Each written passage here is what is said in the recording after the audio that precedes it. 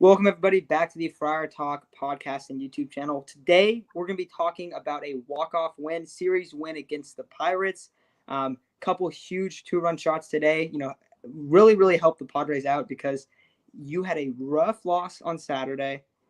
No one's really contributing. Everyone after Saturday is ripping how bad the outfield is. Today, Profar Grisham come up with two clutch two-run home runs. Profar's was kind of a liner, but he absolutely smoked it.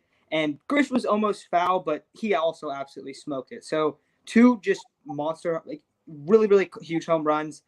This is a team that does not have a good offense. We've talked about this before. Isaac, I feel like people are kind of getting like they're like, "Yo, why is the offense not that good?" It's because it's never been that good this year. That was the expectation. This is not going to be a super exciting team before Fernando's back. Today we got some excitement, but I think only because it was extra innings with the walk off. But not a lot of offense. But I don't think there's a reason to be surprised by that at all. Reason to panic maybe with a couple guys. Grisham is one of those guys that has been on that list. Hopefully today, you see him hit this home run. You see some momentum. Isaac, you actually brought it up just when he was bunting at first, how you were kind of talking about him getting some momentum. So hopefully he gets that, right? Yeah, absolutely. I didn't want him to bunt. I know probably the whole Padres fan base wanted him to bunt, but if you really think about it, most of the time, if he gets out, it's a ground ball to the second baseman, which either way, dude, it's going to move him over to third base. And I mean, I know you might not want to take the risk, but it ended up paying off. He got a 2-0 count, he got a meatball, and he took advantage of it. So that was really good to see. You talked about the offense.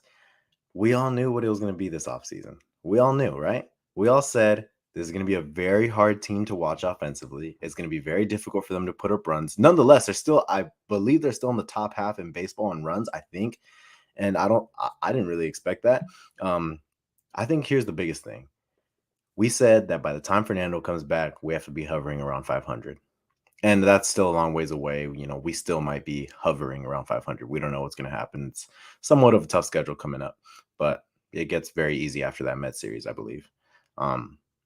We're 30-17. We're 30-17 going up against, and I know people say, you guys have had an easy schedule, 30-17. I believe we had the fifth easiest strength of schedule, but nobody's talking about that crap for the Giants, or not the Giants, sorry, the Dodgers. The Dodgers have had the second easiest schedule. They just played the Diamondbacks. They get to play the Pirates tomorrow. So, I mean, yeah, man, we're looking really good right now. And I know, I think what doesn't get factored in is that the Braves, even though they have a negative record, they're still a good team. And I believe there was another team that's a good team that has a negative record that we face. But overall, team looks fine. And I mean, we've known this whole time up until Fernando comes back, we're going to have to ride the pitching and the defense. And we're just going to have to hope for a bomb here and there and to manufacture some runs. That's exactly what this Padres team has done. And I felt like a lot of people were panicking yesterday and today over an offense that was without their two best players.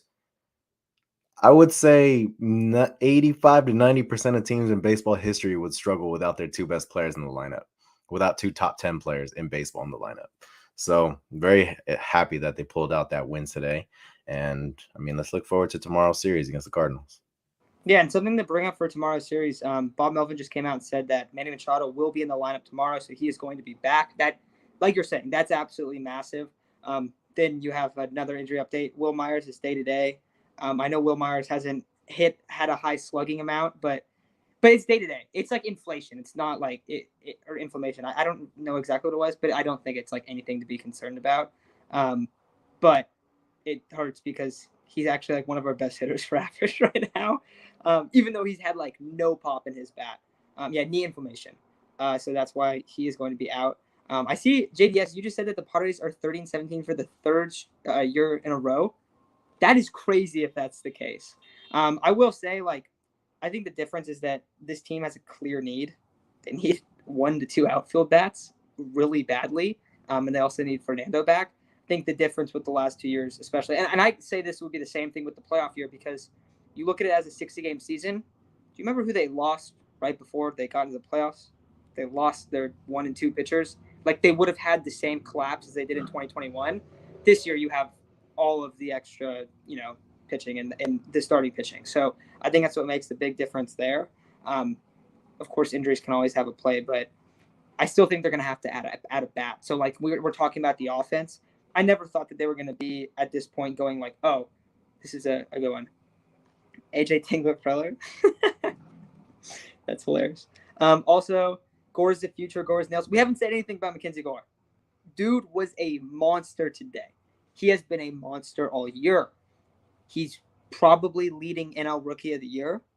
They had made it seem like he was going to be on a 120 innings like restriction for the year, but he's been pitching a lot. Do you think they're going to move him out of the rotation? Like, I know they don't want to. Of course, they don't want to. The only reason they would do it is because of that innings restriction. But dude, he's been so good that like, I don't know what they do. Like, I don't think they're going to reevaluate or change that. But he is an absolute monster. Like, he is so good. I remember a year ago we were all talking on here, and a lot of people were freaking out. Dude, Mackenzie Gore always had the stuff. It was just that he didn't have a year with COVID. He had all these coaching changes. He had a Larry Rothschild-led pitching staff where every single player underperformed under that staff. Every single player, besides Musgrove. And then Musgrove's even been better this year than he was last year. So I think that's a huge aspect. They put a lot of money into improving the developmental staff this year. And you bring in a Ruben Niebla-led pitching staff. Boom, look at Mackenzie Gore. He meets with Ruben a little bit before the winter. They adjust some mechanics. It was some really simple stuff.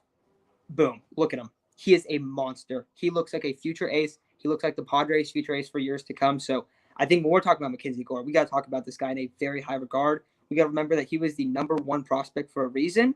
And if he wouldn't have had the mechanical issues and if he would have just had a steady time along, and it doesn't really matter at this point, but we see the talent. We see why he was a top 10 prospect at one point. And frankly, right now, he's showing that he should have never left that, even though there was some issues going on around him, and it led to him struggling a lot. But he is an absolute monster, dude. I think his ERA went down to like 1.71 or something like that. So he's been pretty fantastic. Super good to see, man. I mean, we knew what he had. I think what stood out to me the most today was his off speed. We've been saying all along, if he's able to get his off speed, you're going to see even more out of him. His fastball is already one of the best pitches in baseball. Now he's able to incorporate his off speeds today, and he looks even better than he already has, and he already looked good before that. So it was so fun to watch him today. It's always fun to watch Mackenzie Gore. Regarding the whole rotation thing, bro, I don't know. I really don't know. I don't know. I think they might still throw him in the bullpen and have him like come in after a Clevenger, something like that. I don't know. I think that's the best way to do it right now. He still gets his innings. And if he is on an innings limit, then even better. He'll still get all those innings, and he's still going to provide a lot of value to the team either way, even if it's, only 3 innings, or even if he has to go 5, he still provides a lot of value. So I want him in the rotation. It's just, you got Musgrove, who's fantastic. Except for yesterday, we've won every single one of his starts, and he's been one of the top 10 pitchers in baseball. You got Minaya, who, yes, he does have a 4 ERA, but has provided quite a bit of quality starts. And I mean, the only reason his ERA is so inflated is because sometimes he does allow those 4 or 5 run games. But other than that, he's been pretty good. Darvish, dude, outside of 2 starts, Darvish has been fantastic. Snell is going to stay in the rotation. Like, I don't think they're going to remove Clevenger either. So unfortunately, you can either do the 6-man or you can throw him in the bullpen. Either way, he provides value, man. Either way, he provides value. I think when right now, up until the bullpen's getting healthier, you get back Morejon, you get Castillo, you get all these guys back. I think you should have him in the bullpen for a little bit when Clevenger's back. Right now, you got to keep throwing him until Clevenger's back. But I think you should have him in the bullpen for a little bit. It's not that long. But when our bullpen is healthy, then you can start looking into that 6-man rotation. And then even with the 6-man rotation too, he will pitch less often. So that even helps kind of attribute to the innings falling. Yeah. I mean, if you don't have the innings restriction, you're keeping him in the staff. It's not really a question. I think you agree with that, right? Like, it wouldn't make any sense. Absolutely. Yeah. I also see Ace asks, should I get my Snell jersey now when he wins Rookie of the Year? I mean, I've been a believer in Snell, so I say cop it. I say go for it. Break me, Gore. I bought my Trey Lance jersey on draft day, so I get way too excited to get my jerseys early. Yes. So I 100% say rock with it. Go get it. Alfaro with the save. Dude, that was that worked out so good. That was worked out so good. Oh my god. He's got some clutch plays now. Oh, bro, I know. It was sick. It was so cool. I mean, what a lucky day. And I mean, that's just gonna happen. It's baseball, like, bro, you see that all the time. If you played, you know that happens kind of a lot. So I was actually really surprised to see that the guy on third even went. I was like, bro, what are you doing? But I mean, it worked out perfectly for us. And right after that happened, you had to know the Padres were gonna win. You had to know the Padres. It felt inevitable. I didn't think it'd be Trent Grisham, but nonetheless, it was gonna happen. He's a Niners fan. Um, but yeah, so I don't know, man. Super fun team to watch right now. I get so excited to watch them. I know their hitting's not good, but when you just gotta appreciate the pitching, man. The pitching and the defense, even if it's, oh man, this offense is struggling. We won't win many games with this offense. The Padres have won 10 plus games, scoring only 3 runs, and I believe not many other teams in baseball have done that. So they're winning these close games, and they're doing what they're supposed to do, beating up on some bad teams, and they kind of get slandered for it a little bit here and there for beating the bad teams, but they're doing what they're supposed to. They're doing what they're supposed to, and I mean, it's awesome. Dude, 100%. Also, I do see a comment here. CJ's debuting today in center field. Mm-hmm. We're gonna have an episode on this tomorrow probably, because I think this is a pretty big deal. But this is something that we should note. He is playing in center field. He's been on fire in AAA. You guys have seen what the Padres outfield has looked like. We have been asking, please give him reps in the outfield. I hope there's more of this to come. But we're going to talk about this like full segment tomorrow. Yeah. See this one? Bro, you know what? Change number to 8? Nah, bro, that's not corny. I would rather see 8 than, oh my God, 77 bugs me so much, dude. 77 bugs me so much. Like, of all the numbers, why did they give him 77? Dude, you can't, if you pick an obscure number like that, you're not allowed to be good. That's the way it works. Exactly. That's the way it goes, bro. Gore's number 1. Not cool, you can't be good. Look how he's looking. Yeah, bro. Fernando's 23, Machado's 13. I mean, bro, if your number's not cool, you're not good. Dude, you ever seen that, like, after, like, the drafts and stuff? Some of the shows would be like, oh, yeah, he picked this number. Done. All right, sell your stock now. Sell your stock. Yeah, man, that's funny. All right, yeah, what else? What is you thinking about right now with this team? Oh, Voit. I want to talk about Voit. Let's talk about him, yeah. Everyone was talking about how Voit sucks and all this stuff, and then you look at his numbers, and you're like, wait a second, this guy's an 850 career guy. He was, in 2019, he was 4th percentile in whiff rate. He has a lot of swing and miss to his game. However, he absolutely destroys the baseball. Now, it took him a while to get adjusted, but now he is getting on base at a way higher rate, and his bat is absolutely coming around. You're seeing him connect with the baseball more. Is there still a bunch of swing and miss? Yes. Right now, he has the most swing and miss in the game in the whole league. Yeah. Also, keep in mind, before he went on the IL, it legitimately felt like he would walk up and swing and miss at 3 straight pitches every single time. So it was way worse before. Now he's connecting with the baseball. He's hitting a lot of home runs. He's hitting the ball a lot. He's on a 9-game hitting streak, hitting over 300 in that span. He also had a ball that he absolutely killed that would have been like, it had like an 890 expected batting average and like a crazy slugging, like almost a home run every time, and he got out on it. So like he's also destroyed the ball just right 2 guys too and got unlucky. But you're also seeing it come around. You're also seeing him get hits. It's not just the Tommy Pham analytics of last year where it's like everything says he's good, but he's just not turning it around. It's like you're seeing it now. You're seeing him connect with the baseball. So, guys, Voit is a guy that coming into the year was probably expected to be the 3rd best bat. Yeah. He could very easily end up being that by the end of the year. He had a rough start. And he's going to strike out a ton. So if you're going to devalue him a lot, striking out and swinging and missing, then you're probably not going to believe that.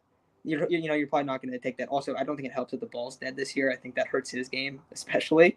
But overall, as a player, he's going to be a solid contributor, I think, moving forward now. Yeah, he's gone on a 9-game hitting streak. Everything looks better about him. I mean, obviously, you're going to get all those swings and misses. Like you said, it does lead the league right now. But this is essentially what we thought he was going to be. When you look at it from a different standpoint, you're like, oh, man, there was so much pressure on him. There was so much pressure on him to be that power hitter. And especially because who else was going to do it? It was really just going to be him and Manny. So when he starting to come around now. You're starting to see the runs pile on. Maybe not at home. I don't know if you guys know this. At home, I don't know if you guys brought it up in the last live stream or whatever. Petco Park is one of the worst hitting environments right now in like ever. So that's why you're seeing team like the Padres hit really bad there. Um, I believe it has like the second lowest batting average in MLB history at Petco Park. So in balls put in play. So I don't know, man. Really weird, especially because yes, Petco is already a hitter or a pitcher's park, but I didn't think it'd be that bad. Um, Luke Voit though, especially that ball that he crushed for a home run, I thought that was gonna go like 500 feet, but this damn dead ball is ruining everything. Uh, but yeah, it's really good to see Voit starting to turn around. I think we really need him to be like a fifth hitter. I think hitter in the lineup is perfect for him. And yeah, that's what I think about Luke Voit, man. I haven't really noticed any mechanical changes or anything. It's just you shouldn't really change your swing when you're struggling. That's my personal opinion. You really should not change your swing that much when you're struggling. And so now it's just he's starting to finally get the bat on the ball and it's starting to fly. I just felt that he was like swinging out of his shoes before. Like, trust me, he still swings hard. Like he still like tries to kill the baseball, but it felt like he was like turning and like rotating out of his swing and stuff at times.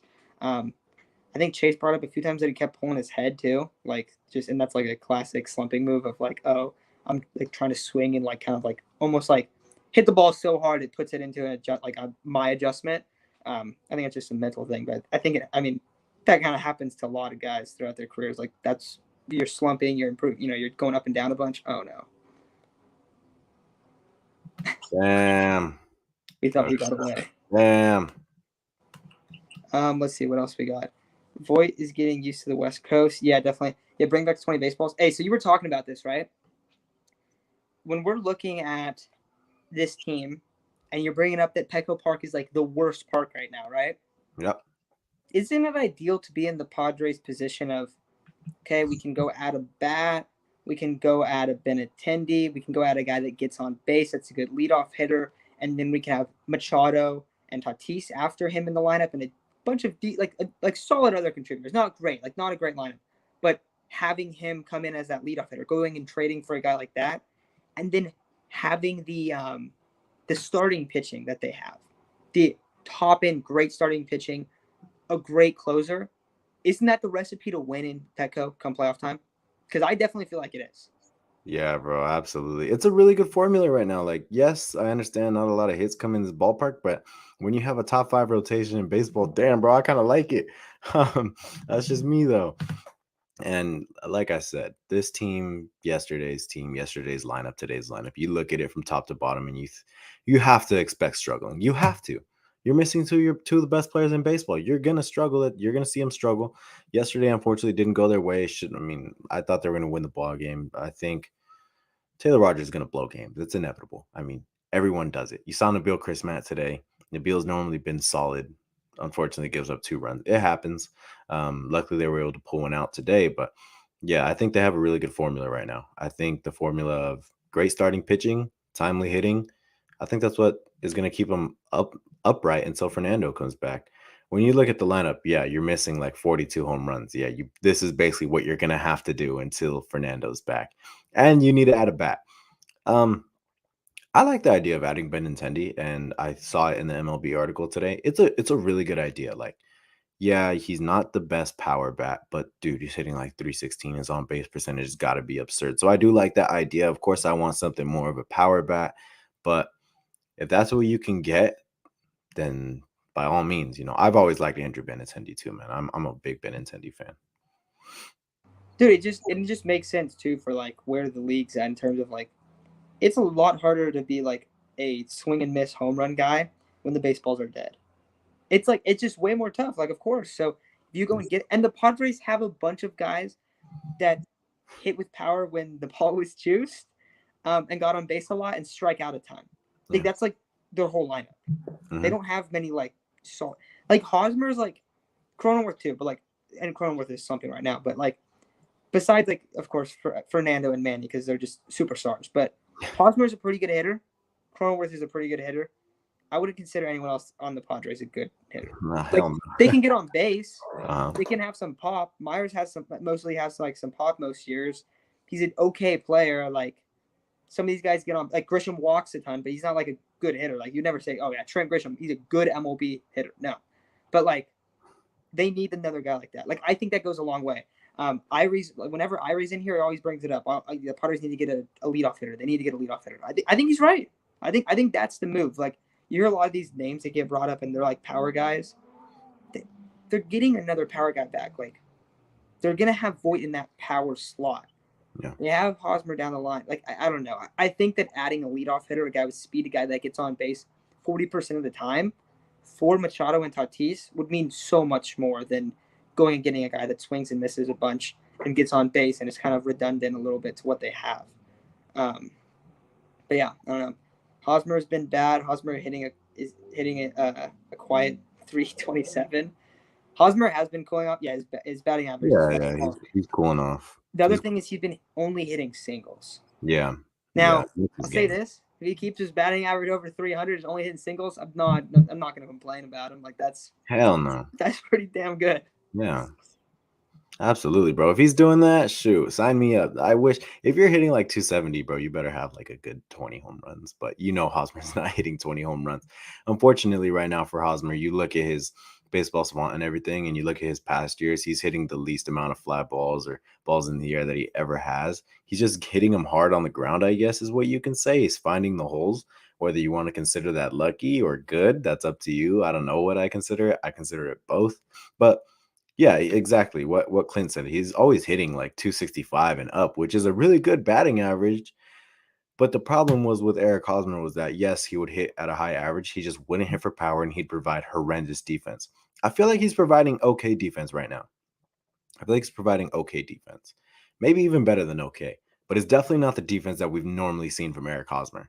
And then you look at it from a power standpoint. Yeah, he doesn't provide much power, but he's always been a really good hitter with runners in scoring position. If somebody can look that up, correct me if I'm wrong this year, but normally in the past couple of years, especially with 2 outs, he's always been a really good hitter with runners in scoring position. And that's the value he's bringing right now. I'm not going to complain about it, because he's doing better than I thought he would. So, and I really only thought it'd be up until April. Yes, he's struggling right now, but still 327. I think it's dropped a good like 50 to 60 points. But at this point, I expected it to drop much more than that. So I'll take what I can get from Eric Hosmer. Yeah, I noticed I felt like he was struggling from a defensive standpoint for like a week or two when he kept doing the behind the bag thing. That, oh my God, that was so annoying. But I haven't seen him do it lately. I haven't seen him like really screw up in any way defensively. Lizzie asked, was Hosmer ever a home run hitter? No, not usually. He's had like some years where he's around like 20s and stuff, like decent pop. Yeah, Ace says he crushed the ball yesterday. I mean, yeah, he's had a few that he smoked that just died. And some of them turned into doubles, some of them turned into just outs. But he has had a lot. Like he's been hitting the ball really well if you take the whole season. Like lately he might have like not like driving the baseball as well or as much.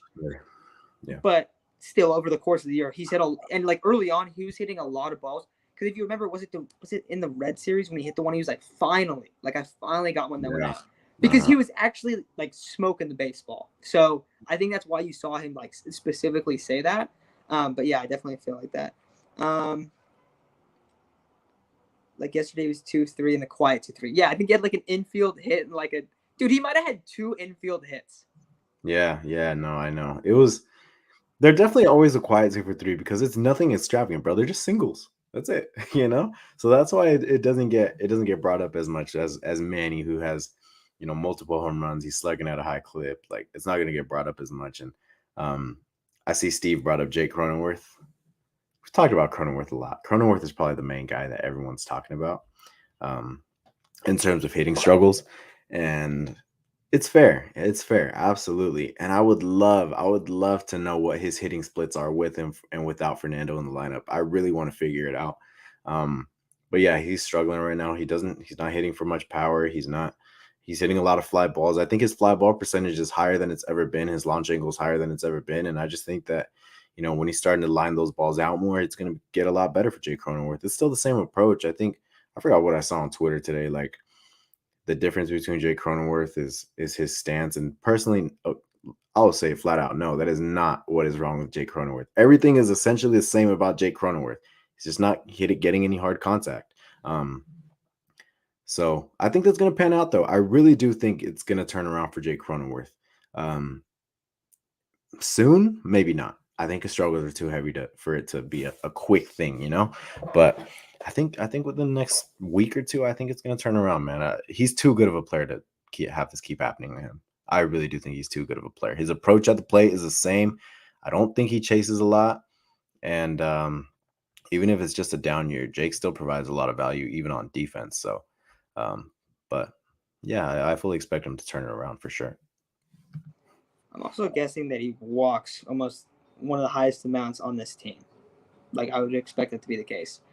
His chase rate is like super. Like, he never chases. He never chases. So I think that's a plus. And yeah, it's interesting that people are talking about his swing. Like, I know that we had talked about it before too, Isaac, that you were saying that his angle though is a lot like he's trying to hit for more launch angle, like it's more upward.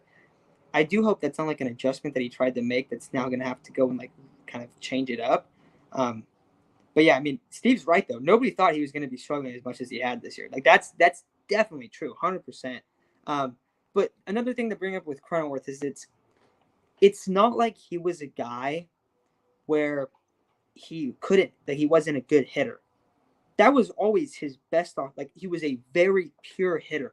When the Padres traded for him, it was, oh, they trade for this guy who, yeah, he's a two-way player. He's a pitch, he pitches and he hits, but hitting wise, he's a really, really good contact hitter. That was always the thing. Right now, his approach looks the same. His defense looks great. What is he not? He's not the trait that makes up like his best attribute. So of course you're going to see him like struggle out. Of course it's going to be really annoying because what have we seen him do? We've seen him be a great contact hitter in the past. We've seen him get on base at a high clip, hit 280, So I think that's where the frustration is coming. I get it. But all we need is 2 weeks of Jake getting really hot, and all of a sudden he's hitting a decent average. And then over the next month, he looks good. And then all of a sudden his average is almost back to where his like career numbers are. The thing that I think that we're forgetting about Jake is that every single season in 2020 and in 2021, he had a fat slump in both of those years. At the end of 2020, he was slumping hard. And if you remember, when we went back to start 2021, it was kind of a question like, is Jake good or did he just get hot for a month? Because the season was so short. And then he came out and he was really good to start the year. He, in like I think it was like back end middle or maybe like early middle, he had a big slump again. I think this is probably the worst one he's had and at the worst time because you don't have Fernando. But I don't know, man. I'm also with you. Like, I think he's going to turn it around. I get like watching him and being like, dude, this is hard because he's making contact. It's just like weak contact all the time, stuff like that. But it is frustrating too because the one thing I'll say is that I would be extremely surprised if they ended up trading Cronenworth for Ha-Seong Kim because Ha-Seong Kim's numbers have also fallen down, and like him and Cronenworth aren't far off. They're not. Like they're really not. Which sucks because like I still think Kim looks a lot better than he did last year. But his position on this team heading into this year and heading into last year was utility infielder. He's a great utility infielder. He's a fantastic utility infielder. But I don't know. I don't think that they would trade Cronenworth to keep Kim, or to start Kim. I don't think that makes any sense. At least at this point. I think it would take a lot more slumping for that to happen. I sure hope not. He's cheaper than Kim, much cheaper than Kim. I'll pull up his baseball savant right now. I just not exactly. I don't want to show like the blue and the red or anything. I just want to. I want to look at the stats. You guys can see it. Okay. No, for Jake, you can see it. I can't see you. Can you see it? Yeah, you can see it. But I mean, you look at his outs above average, still providing a lot of defensive value. Whiff percentage is still 85th percentile. Chase rate still high. It's still really good. Sprint speed, everything's good about him except for all this blue, all the significant ones, right? And you look Isaac, at it. Can you zoom in a tiny bit when you go on the Yeah. one? Sweet. See that? Yeah, that's perfect. All right, bet. So you look at it. I mean, yes, all the important ones: average exit velocity, max exit velocity, hard hit percentage, expected batting average, expected slugging, all very low, right? And then you go look at. Sorry, let me zoom out a little bit. I got to see the rest. Average exit velocity the past couple of years, though. I mean, 2020 and 2021 essentially almost the same as this year. Max exit velo almost the same. Launch angle is just a lot higher, 17.3 compared to 10 and 12. What else? His hard hit percentage is the same as last year's. He's just striking out quite a lot more, and he's walking at a higher clip. So you look at it, it's almost the same. It's just you're not getting the production you were getting out of him last year. Um, that's why I'm still pretty confident it's going to turn around, because you look at his stats and it's like, well, you're still seeing the similar stuff that he put up last year. It's just now he's popping up a lot more and he's striking out a lot more. When he's able to figure that out, you're going to see the same Jake you got last year. And I think it's funny because Jake is such a weird player among the fan base, where like us, we love Jake. And there's some people who thought, oh man, we should trade Jake Cronenworth, or he's not going to be that good in the future. We love Jake. I mean, we anointed him the Cronin God, the God, right? We love Jake. And that's why I'm so confident he's going to turn around, because I've seen the type of player he is. He was a very consistent player, and I just don't think a player falls off like this. And I mean, like I said, in like a week or two, I fully expect him to bounce back. Yeah, no, I think you're right. And also, so question from you from like adjusting your swing standpoint. Do you think this is something as simple as him trying to adjust his swing to reduce his launch angle? Because I know like, oh, you want to have good at launch angle and whatnot, but it's like it's obviously too high, right? Like, is that something that you can go and kind of like work out the kinks, or like how do you make that adjustment as a hitter? Dude, honestly, everything looks the same to me for Jake. Everything looks the same to me. I don't get what's going on. It's just a lot more fly balls than usual, whether it's he try to, implement a new swing for a launch angle or whatever, but everything looks the same. Yeah, you can absolutely fix it. It's something, it's not an easy fix, but these players are a lot better than me. So I don't want to say too much about it, but yeah, it's a little bit of a hard fix. But Jake's swing, everything looks the same to me. That's why another reason I think it's gonna pan out, because it's still the same Jake Cronenworth we've seen the past 2 years. And there's a lot bigger sample size of him being good than a sample size of him being bad. And he's still providing great defense. So I don't know, man. I think it's still gonna be good. I think everything is there for him to still be good. Yeah, yeah. So let's see. I also see. I feel like Jake is more clutch and more nails in clutch situations, defense and offense. 100%. Dude, the home run that he had last year, was it a 3-run bomb or 2-run bomb in the ninth? That one Oh was, man, that was against the Phillies. dude, he Dude, destroyed it. that was sick. That was sick. And then he had one against the Dodgers that he destroyed. I mean, he had 22 home runs last year.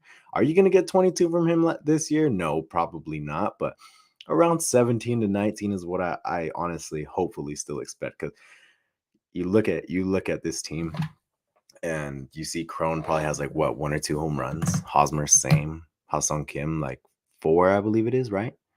Manny probably definitely has the most. You look at Manny. Manny has the most in every single category.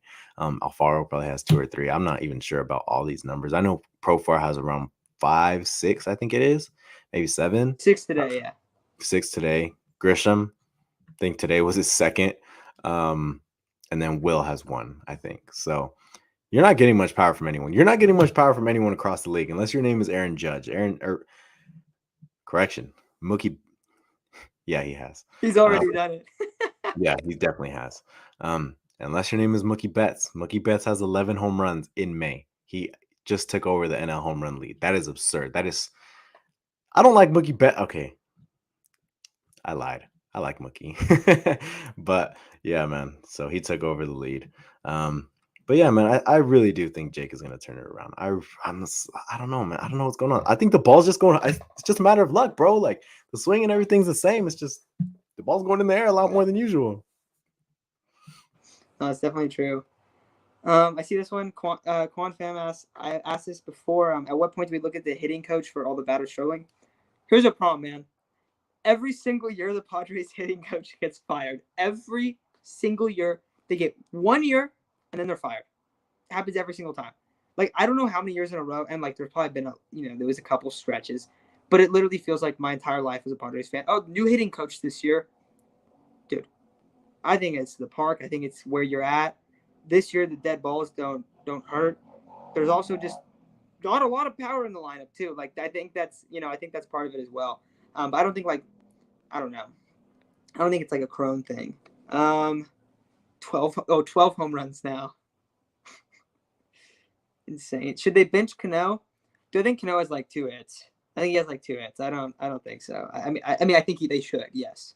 Also, where's Gil? Gil was in here earlier. Gil said basically that who was it? The dude that's been balling out in Ruiz. Ruiz. Yes, Yeah. Esteury Ruiz. Mm-hmm. Dude, he could be called up potentially. Needs a little bit of seasoning in AAA, but he just got there. I think his first at bat was a home run, right? Dude, it was a nuke. He destroyed it. Yeah, man. I mean, we've been saying for the past week he definitely deserves a shot. If it doesn't pan out, oh well. It's not like you're getting much production out of the outfield in the first place. But going back to the hitting coach, yeah, you're absolutely right. I mean, he's only been here for 47 games now, so it's like it's definitely too early to tell, and too many times it gets blamed on the hitting coach. But you look at the lineup, like you're getting more out of Ha-Seong Kim than you did last year. You're getting the most out of Jurickson Profar than probably any team ever has outside of the 2020 Padres. Who else? Eric Hosmer. Yeah, he's not hitting the ball much in the air, but he is still hitting 327. Manny Machado. No coach should get any credit for what Manny Machado does. He's just a stud. Luke Voigt's finally starting to come around. Will Myers was actually doing good before he got hurt. Like, yeah, it's not the best lineup, but like we said earlier in the episode, we knew what we were going to get. We knew we weren't going to get this superstar lineup that we expected last year. And even this year, I feel like they're outperforming our expectations by a little bit, not by much, but by a little bit. And you look at the averages and stuff like that. Yeah, they're in the 20s. They're in the 20s, 23rd, whatever it is. But they're still putting up runs. They're getting on base and they have timely hitting. That's a winning recipe. That's what you're supposed to do in baseball. So it's all working out right now for the Padres. 30-17, man. I'll take it for sure. Yeah, 100%. We'll do a couple more questions and we'll take off here. But let's see what else you guys got. Should Tatis learn how to play third and let Machado and him DH? Nah. When Machado gets old, we've talked about this. We talked about this off air. When Machado gets old, and I think Chase is the one who brought this idea up. And he's like, all right, like it's all done for him being at third base. You let him bulk up a little bit and go play first, and he is 100% the best first baseman in the league. The problem is that you're done with the arm then. That's why you don't want to do it. And that's why you're not going to see it for a while. But he is the best reactions, like some of the most ridiculous reactions I've ever seen. He wouldn't have errors. He'd have like almost 0. Every single ball he would pick. It would be absurd. And you'd also get way more power out of him when he's probably not going to hit for as high of an average when he's older. Just because I think you usually see that kind of adjustment. Yeah. Yeah, JDS says we credit pitching coach for pitching staff success. Why not hitting coach for lack of success? Should have multiple coaches like Dodd. Okay, JDS, totally agree about having multiple coaches. Mm-hmm. It seems like they do have a larger pitching coach staff. I don't know a ton about the hitting coach staff, honestly. I feel like it definitely doesn't get talked about as much, like you're saying, like because everyone praises Ruben. I think a lot of people, that Ruben gets so much praise and we credit him for the success because it's success. Like not even us, but like everyone, where the hitting coach, the lineup's not having success, so like they're not gonna they're not gonna say anything, Exactly. And we knew that's why. But I don't know. Like I also don't think I think the lineup is better than the expectations. Like when you, not looking at it from overall, but looking at it as a pure production compared to the rest of the league. They score a lot more runs than I thought they were going to score. Yes. So I can't rip the hitting coach too much for that. I can say this lineup is not good enough. They need to get better. And I do say that. I think that, but I don't think it's like, oh, this hitting coach came in and screwed everyone up. So that's why I think I wouldn't give them like a lot of like slack. Like I wouldn't like knock them for the lack of success. Yeah, you also don't really have to coach Freddie Freeman, Trey Turner, and Mookie Betts. I mean, that's the truth of it. But yeah, man, you're absolutely right. We knew what to expect out of this lineup. They're actually getting more production than we expected. So that's a good thing. And 47 games in, you don't really want to take that into evaluation for a head coach or for a hitting coach who's younger than most of your lineup, barely getting his first shot as an MLB hitting coach, I believe it is. So, yeah, man, I'm honestly impressed with what the Padres are doing right now. Yes, they're winning a lot of close ball games. Yes, the run differential isn't there, but dude, you're doing it without Fernando. And we said hovering around 500. They're hovering 13 games over 500. So I hope they keep it up. JDS Third said we play the Cardinals, the Brewers, and the Mets in the next 10 games. Dude, I would be happy taking 4 or 5 of those because that's a very tough schedule. Um, if they beat the Cardinals, man, that's huge. We're 4 games up on them right now. If we're able to take that series, we're going to be 6 games up on them. That would be amazing. Um, the Brewers, obviously, we just had a tough 3-game series against the Brewers. I think the Brewers are like a really, really good. They're like our kryptonite, where you look at them, they just have amazing pitching. They're essentially us, but better. They have amazing pitching and timely hitting. Um, They but don't yeah, have the star power though. no, they Offensively. don't. Yeah, I mean, right now, yeah, they don't have Tatis and Machado, but when you look at like their pitching's fantastic. And then they're getting production out of Urias and a couple other guys. What's his name? God damn it. Tyrone Taylor, the left fielder, Tyrone something, right? I don't know what it is. Getting Is it production. Thomas? Thompson? Thomas? I know the guy. I know the guy you're talking about. Dude, yeah, I don't know the name. Happy birthday, Devin. Oh But yeah, yeah. Walk off on his birthday. That's clutch. that's awesome, man. Did you Yeah. go, Devin? Let us know if you went. That'd be Mhm. sick. Let's see what else we got. So we're gonna take off in a second here. I want to see if Devin went today. This is hilarious, dude. I was thinking the same No, thing. dude, yeah, definitely, 100% for sure. Especially because like the walk off was Grisham and the 2 runs before were Profar. Yeah, no, it is pretty hilarious. Like the only 2 starting outfielders in the game too. Yeah, he did go Okay, to Devin did go to the game. Awesome. That's sick, bro. sick, dude. Yeah, I'm glad you were able to go to that. Tyrone Taylor, by the way. Yeah, dude. I think we said it wrong. I had it, bro, but I was just hesitant. Dude, that's sick. Walk off home run on the birthday. That's the way to do it right there. Oh my god, dude. I remember when the Padres played the Dodgers on my birthday and they got their ass kicked. In 2020, I was so pissed. When's your birthday? September 16th. It says late in season. Yeah. There you go. Profar's dude. This is true. No, it's so true, dude. I don't know if he's gonna keep it up either, but like it's been true up to this point. Yeah, at least for now, bro. I mean, we've been saying somebody's got to step it up.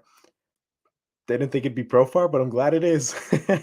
He's also one of the most valuable players defensively in the outfield too. Yeah, it wasn't that long ago. I don't know if he still does, but he led the MLB in outs above average. I don't know if he still leads in outs above average, but they showed a chart the other day of like it was like I forgot what the value was, but they were basically ranking him, and he was like I think he was like tied for 3rd. I don't remember what it was, but he was up there. He was like way up there, and you're like, yeah, bro. Damn, Profar's still up there. Mm-hmm. Today he had the one where he like kind of lost it, but the one thing is he doesn't have a good jump. Mm-hmm. But left field's so shallow that it doesn't affect him as much. And somehow he has a cannon for an arm this year. I mean, I'm definitely taking it. But that makes him really good for that outfield because it's short. So like he's getting plays where he's throwing to third and throwing home a lot more. Yeah. And it's kind of like if you're gonna have the weakness of you don't have a good jump, like that's the place to play is left field and Petco for that outfield. So providing a lot more value than just at the plate, like you mentioned. I mean, very surprising too, because I think we're the lowest on Profar among the outfielders. And you look at it up to this point, he's been our best outfielder. And that's not, just going based off at the plate, but you look at defensive run saved. I believe he had already saved 6 recently. Maybe that was out above. I'm not even really sure, but providing a lot of value. So very, very, very awesome to see from Jurickson Profar, especially because he has such an infectious attitude, man. Like he's so uplifting in my opinion. So yeah. Dude, yeah, they do really get hyped when he does stuff. Yeah, definitely. Yeah, he has 6 home runs too. I saw JDS asked. What was it? I had one more thing I wanted to bring up. I'm blanking on it, of course. I don't know who it was. I was gonna say. This is what it was. He has like roughly like a 730 OPS, but I really wonder what that is in OPS plus. I haven't looked at it recently because I bet it's not like because usually that's probably under 100. Yeah. Guessing, or right around, like not very good. Yeah. That might be like okay this year because of how low like numbers are offensively. Yeah, weird to see Kim at 3rd. Yeah, but he's pretty solid at playing 3rd, I think. I think so too. Are you checking the OPS plus? Yeah, I'm looking at it right now. Really intrigued by that. Let's see. Oh man, they don't even have it up. I looked on Baseball Reference. Dude, Devin said that last year is when Tatis hit the game tying home run and later won in the game. Dude, Devin, that was like the best game Oh of the year. man, dude, Actually, no, second best. I But just saw that. I saw that clip today, bro. That's so hype. It's so crazy that happened. That's such. If I'm the Astros, I mean, dude, just catch. I don't know. That was crazy though. Like, imagine dropping a fly ball, a fair in foul territory, and then the guy hits it to the train tracks. I mean, that sucks. What's his OPS plus? Dude, I couldn't find it. All right. Well, I don't know. I think that's probably it for today, guys. Tomorrow we're going to talk about Abrams in center field. That will be a very fun discussion just because it's intriguing when you look at it from like a team building standpoint where the Padres could be at, what their playoff roster will look like. So we'll have to see. We'll talk about him. But happy they got the win today. I mean, that's kind of how this team has been, like winning ugly. But I'll take winning ugly early in the season when you don't have your dude. And of course, you could go and I'm fully expecting them to not have the same lineup that they do now. Like I'm expecting them to add 1 to 2 pieces. Does Machado get the MVP this year? Yep. Final question. I sure hope so, man. I bet some money on him. So, I like the ball, but dude, that ball head, it's so much better than Tatis's. Tatis's looks like Victor Caratini, bro. Yep. Tatis it really does. This actually looks like Manny. So, I mean, dude, this one's sick though. I really like this one. He definitely deserves the MVP right now. He's the most valuable player, at least in the NL. You look at the AL, there's a couple dudes over there that are going crazy. You got Aaron Judge, you got Taylor Ward. There's a couple guys over there that are fantastic. But in the NL, I really don't feel like there's competition. I feel like it's Manny Machado. 100%. All right, guys. We will talk to you tomorrow about Abrams, and we'll probably do a couple episodes. I'm guessing that we'll go live on Wednesday. I'm pretty sure that this Cardinal series is a 3-game series. So if it's Wednesday, we'll go live after that game on Wednesday, maybe like 30 minutes after, hour after. Just kind of how we've been doing. But thank you all for listening, and we'll talk to you guys very soon.